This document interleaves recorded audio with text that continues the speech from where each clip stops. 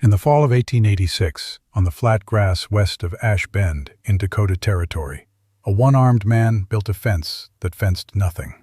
Dr. Samuel Rood watched him do it and could make no sense of it whatever.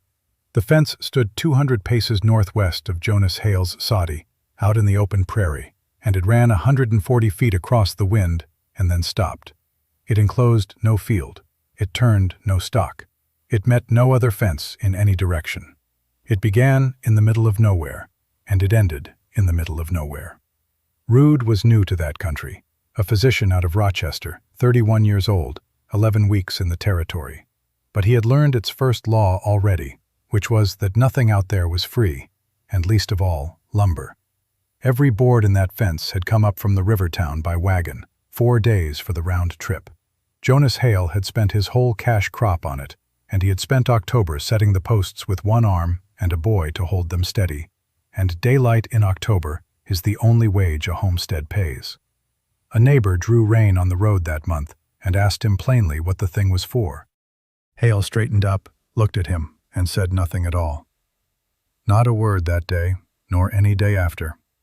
He answered every question about that fence with silence and went on nailing boards. By January, the whole valley would have a name for it, and men would get free drinks in the saloon telling the joke. By the last week of that same winter, 4 families would be alive who ought to have been dead, and Samuel Rood would spend the rest of his life telling this story badly, because he could never make anyone feel the plain foolishness of what he himself had believed that fall.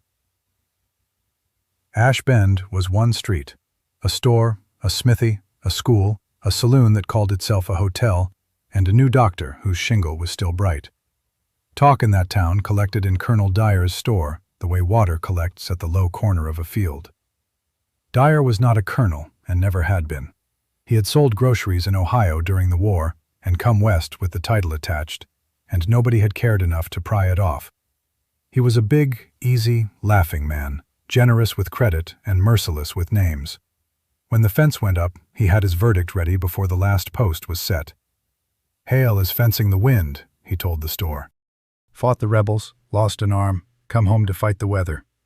Within a month, the whole valley called the thing the wind fence, and Dyer would ask, whenever Hale came in for coffee, whether the wind had broken out lately, or whether the fence was holding it. Hale bought his coffee. He did not answer that either. Dr. Rood, who liked Dyer the way everyone liked Dyer, laughed with the rest, and considered the fence privately the way a physician considers a symptom. He had seen soldiers with fixed ideas, men who came home from Shiloh missing pieces of themselves, and spent their lives building things nobody had asked for. In his daybook that November, he made a note about Jonas Hale, in a careful, clinical hand, and the note used the word melancholia. The note was wrong in every particular. Rood kept that daybook 50 years and could never bring himself to tear the page out. Jonas Hale had come to the territory with a wife. He had a son now, and no wife. Mary Hale had died of diphtheria in the spring of '84, the same spring the boy lived through it, and by every account she had been the one who talked in that family. After she was buried, the talking stopped, more or less permanently, as though the man had lent his voice out and never got it back. He was 39 years old. He had gone into the war a 2-armed farm boy from Indiana, and come out of it 1-armed, with a habit of watching things. The left sleeve was pinned at the shoulder. He had taught himself to do everything a homestead requires with one hand and a knee. And the boy Caleb, 12 that winter, did the rest without being asked.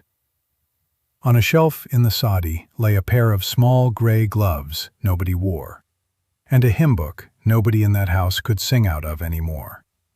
Rood saw both later when he had cause to be in that room, and he understood the shelf better than he had ever understood the fence. Where the fence came from was the war, and nobody asked, so nobody knew. In the last winter of it, Hale had been detailed to a working party on the military railroad out of Chattanooga, and their whole labor for 2 months had been fences. Not fences around anything, Fences beside the track, boards nailed loose with a gap between every one, standing off in the empty fields, put there by an engineer in spectacles who never explained himself to enlisted men. Hale, being a man who watched things, walked out one morning after a storm and saw what the fences did. He saw a drift lying long and deep in the lee of the boards, out where nobody cared.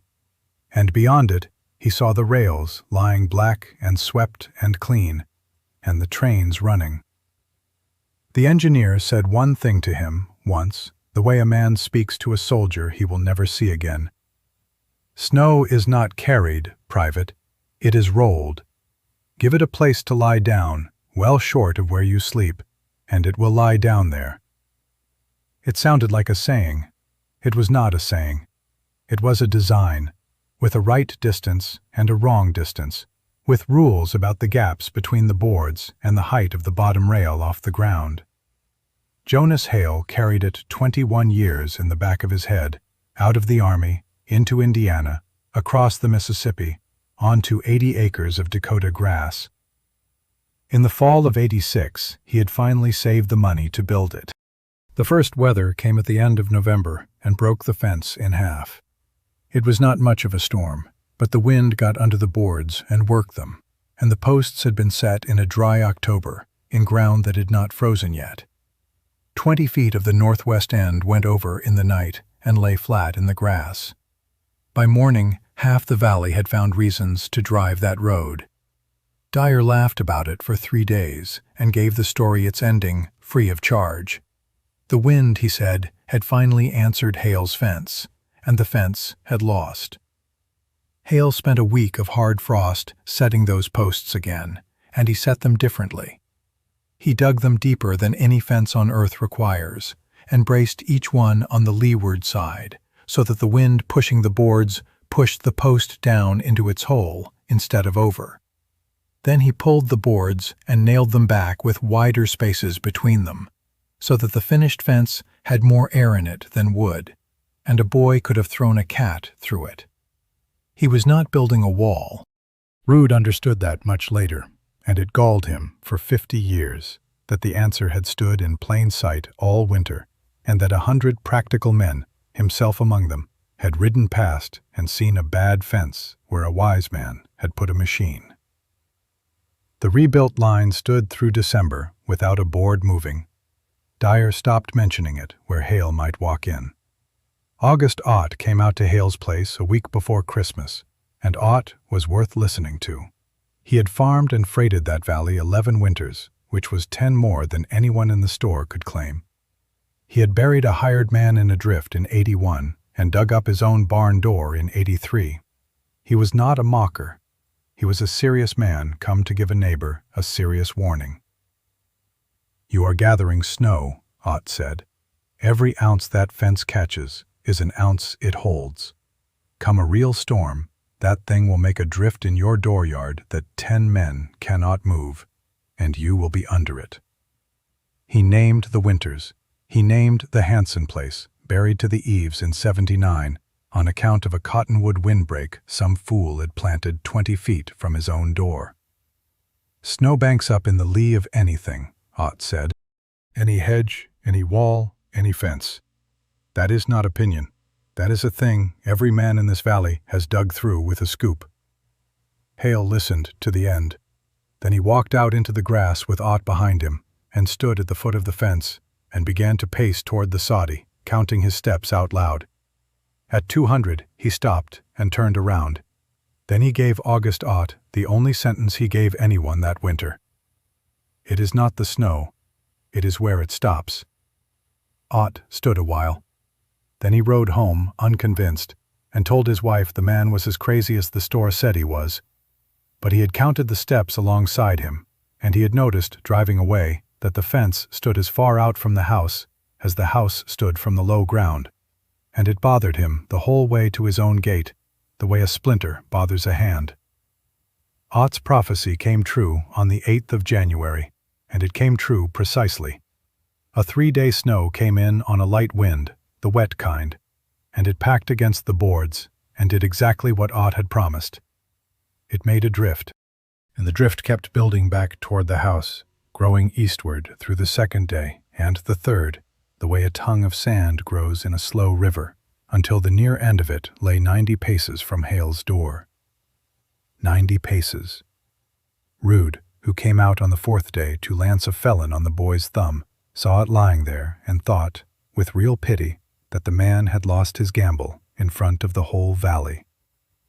Hale looked at that drift for 2 days. Then he took a spade and a boy out to the fence in the coldest week of January, and he cut the bottom out of it.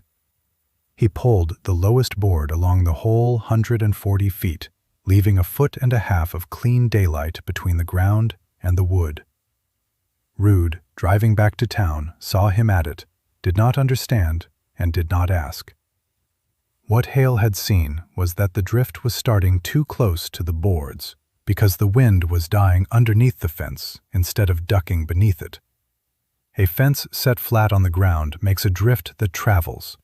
A fence lifted off the ground lets the wind sweep clean underneath, drops the load farther out, and holds the bank in one place.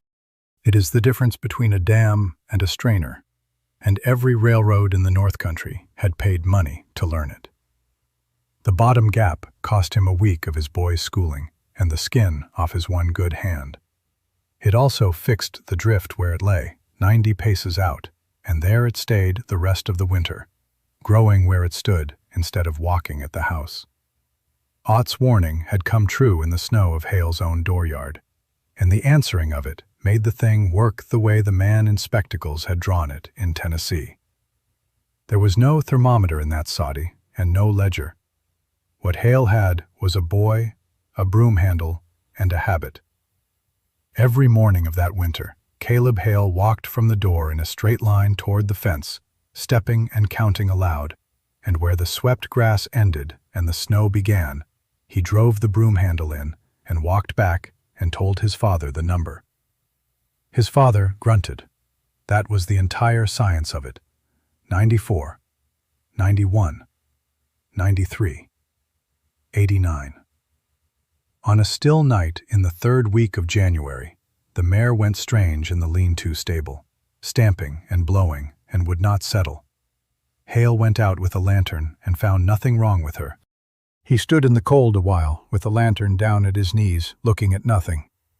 Then he walked the 200 paces to the fence in the dark, and walked its length, and found it at the north end. A finger of hard drift had crept around the outside end of the boards and turned in behind them, the way water turns in behind a jetty, and started a second bank in the lee of the first, 20 feet nearer the house. By daylight, it looked like nothing. It looked like a shadow lying on the snow. In 3 more storms, it would have been a ramp. A ramp is a road, and the snow would have walked up it and gone on to the door. He took the boy out in the dark with 2 spades and cut a slot through the tail of that finger and threw the spoil to the windward side.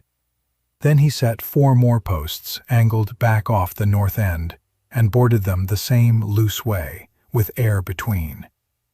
Caleb, who was 12 and cold and had a school day coming that he was not going to get, looked at the black grass and the black boards and said the thing anyone in that valley would have said. It looks the same as before. His father set the last board with his knee and his one hand.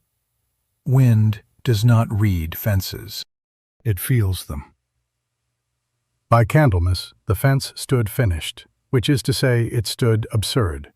140 feet of boards with more space than lumber in them, standing in an ocean of grass, a wing angled off the north end, 1.5 feet of clean daylight running underneath the whole works. Behind it lay a long white ridge of snow, 12 feet at the shoulder, curved and smooth, which had been building since the 8th of January and had not moved 1 step nearer the house. And between that ridge and the soddy lay 90 paces of bare, frozen prairie, with the dead grass still showing through. Nobody in Ash Bend remarked on the bare ground. They remarked on the drift. It was a very fine drift, and it was 100 yards from any road, and Colonel Dyer, in his store, on the Saturday before the storm, gave the whole business its final word. Jonas Hale, he said, is the only farmer in Dakota Territory raising a crop of snow. And he has a good stand of it this year, and the price is holding. The store came apart. Dr. Samuel Rood, standing at the stove with his coffee in his hand, laughed until his eyes ran. He remembered that laugh for 50 years. Out at the fence line, in the last of the light, a one-armed man walked the boards with his boy and pushed at every post with his shoulder and said nothing. The country had been signing its warnings since the fall, for anyone who could read that hand. The muskrats on the slough built their lodges high and thick. The horses came into their winter coats a month early, shaggy as buffalo. The badgers dug deep, and the birds went south in a hurry, and twice in 1 week a false sun burned on either side of the noon sun in a hard white sky. August Ott came out to the Hale place on the 2nd of February. He did not knock, and he did not go to the house. He walked the fence line end to end, the way he had once walked a train of wagons before a river crossing. He looked at the gap under the boards and put his hand into it, and felt the wind come through clean and steady on the flat of his palm. He looked down the length of the long, white ridge lying 90 paces out, curved like the back of something asleep. Then he looked at the bare, frozen grass between that ridge and the soddy door, in a valley where every other house that winter sat in a saucer of its own drifts. Every warning he had made in December stood answered in front of him, in air, in board, and in 90 paces of empty ground. He found Hale in the stable and asked him the one question he had ridden 4 miles to ask. "Where did you learn it?" "Chattanooga," Hale said. Ott rode back to Ash Bend and stopped at the store and stood a while by the stove without buying anything. Men remembered it afterward because it was so unlike him that he did not laugh at Dyer's joke about the crop of snow. And they remembered that on his way out he said one thing to the room, which was that a man might want to know his neighbor's whereabouts this month. It began on the 6th of February, in the middle of the afternoon, out of the northwest. It did not come as cold. That is the thing that kills people, then and always. It came at 18 above, soft and mild, with heavy, wet flakes that stuck to the mittens of school children walking home. In 3 hours, it turned into a wind that men afterward could describe only by what it did. It did not gust, and it did not drop. It leaned. It leaned for 2 days and 2 nights without lifting once, and it drove 11 inches of new snow flat across 200 miles of open grass, and rolled it into the lee of every wall, hedge, stable, haystack, and house that stood in its road. By the second morning, the Hanson place had snow to the eaves. By the second night, the Dyer barn at the edge of town had a drift over the ridgepole. And out on the flats, the storm went looking, as it always goes looking, for anything standing between it and the ground. At the Yonker place, 4 miles east, the drift built against the north wall, because the house was the only thing out there to build against. By dark on the second day, the windows were black with it. Peter Yonker went out his door at midnight to see to his stock, and did not reach the stable, which stood 30 feet away. They found him on the third day, 9 feet from his own doorstep, with his hand still out in front of him. At the Hanson place, the drift came over the stable roof and settled, and packed the ventilator solid, and 11 head of cattle stood in the dark under 12 feet of snow and used up all the air there was. When the men dug down to them on the 5th day, they found no wound on a single beast. In Ash Bend, the drift off Colonel Dyer's barn crossed his yard and lay against the back of his house, and the weight of it stove in the kitchen wall in the night. Dyer and his wife and his old sister spent 30 hours in the front room with a stove they could not draft and a door they could not open. And 200 paces northwest of Jonas Hale's soddy, in the dark, in the loudest hour of that storm, a wind that had come 200 miles carrying 11 inches of snow struck 140 feet of loose boards with air between them and slowed down. That was all. It only slowed down. And a wind that slows lets go of what it carries. it let go. The load came down out of the air in the lee of those boards and lay there, 90 paces from the house, through the 6th and the 7th and the black night between, building the white shoulder of that ridge higher and higher out in the empty grass where nobody lived, and nobody kept stock, and nothing needed to breathe. The wind went on to the soddy with nothing left to drop. It scoured the dooryard bare. It swept the stable wall clean and left the ventilator black and open. In the morning, Caleb Hale walked out of a door he did not have to dig and paced off his count to the snow, and it was 88. And the mare and the cow and the boy and the one-armed man had all had air all night. Here is the whole of it, and it is no mystery at all once a man has seen it. Wind does not carry snow the way a bucket carries water. It rolls it and bounces it along, most of it in the first 3 feet off the ground, and it can only keep it moving while it keeps its speed. Slow the wind, and it drops what it is carrying. That is all a snow fence is. It is a place to slow the wind on purpose, out where the dropping does no harm. So the boards are set with gaps, because a solid wall makes the wind jump clean over and slam down on the far side, and the drift it throws is short and steep and travels. A fence with air in it does not stop the wind.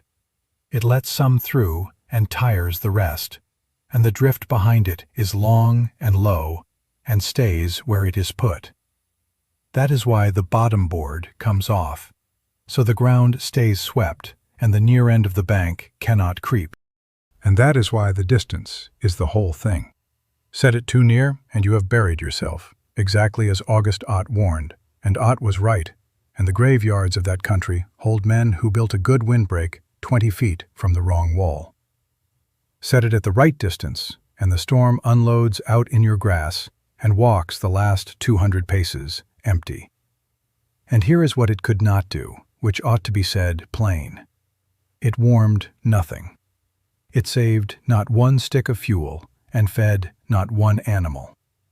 It caught snow, and only from the northwest, and had the wind come 3 days out of the east that winter, it would have been 140 feet of expensive lumber standing in a field. Hale built for the wind that country gets, and the country gave it to him. That is the difference between a wise man and a lucky one, and nobody can tell the two apart from the outside until afterward. They dug for 4 days. There is a particular sound a valley makes when it is digging. Rude heard it that week and never heard anything like it again. Shovels and the breath of horses, and no talking at all. Men who had laughed in the store in January dug in silence in February, from gray morning until they could no longer see the snow in front of their faces, and went home and came back and dug. Nobody made a joke that whole week. Nobody in that valley made a joke about weather again for years. They came to the Hale place on the 9th of February, 5 wagons and 11 men with shovels, expecting to dig. Rude came with them. There was nothing to dig. The soddy stood in a swept dooryard with the frozen grass showing. The stable door was clear. The mare put her head out and looked at them. And 200 paces to the northwest, out in the middle of the grass where no one had ever needed to walk, lay a white ridge 14 feet high and 300 feet long, curved and smooth and enormous, holding the whole of what would otherwise have been lying on top of that family. The fence stood along the crest of it, with nothing but the tops of its boards showing, having done its winter's work. Rude got down out of the wagon and walked out there through the empty grass and stood looking a long while. Then he walked back, pacing as he came, and got 88, and did the arithmetic that changed his mind, and it was not a difficult sum. 200 paces out and 140 feet across, in a valley where 4 people and 40 head of stock lay dead in their own dooryards. Jonas Hale came out of the stable with a shovel over his shoulder. Dr. Samuel Rude, who had written the word melancholia in a daybook about this man, stood in front of him with his hat in his hands. "I was wrong," the doctor said. Hale looked at him. He looked at the 11 men sitting in the wagons with their shovels. Then he said the last thing he said to anybody that winter, which was that Colonel Dyer's back wall had gone in, and that Dyer was a heavy man and his sister was old, and that if they started now, they would be into that kitchen by dark. And he climbed up on the lead wagon, one-armed, with his shovel across his knees, and rode into Ash Bend to dig out the man who had made him a joke in that country for 4 months. He did the digging without a word about it, then or ever. Colonel Dyer lived. They came through his kitchen wall at 8:15 that night, and the first face he saw in the lamplight was Jonas Hale's. He never in his life told that part of the story, though every soul in that town knew it. He sold the store in the spring and went east to a daughter in Ohio. He was not run out. Nobody said a word to him. It is only that a town can go quiet around a man, and Ash Bend went quiet around Colonel Dyer. That August Ott built 100 feet of loose board fence in his own grass, 200 paces northwest of his house, with daylight under the bottom rail. He never once said he had been wrong at that woodpile, and about the danger of a drift set close he never had been. What he did instead was learn the thing until he owned it. It was Ott, not Hale, who taught that valley how to pace off the distance, and it was Ott who stood up at the schoolhouse meeting and argued the district ought to set a fence 200 paces off the school door. The district did it that fall. The school never lost a child in a storm. They stopped calling it the wind fence.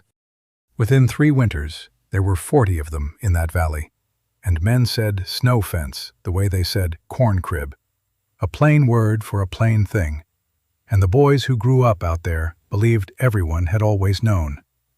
The railroad came through in '91 and built them by the mile along the cuts, and nobody in Ash Bend found that remarkable in the least.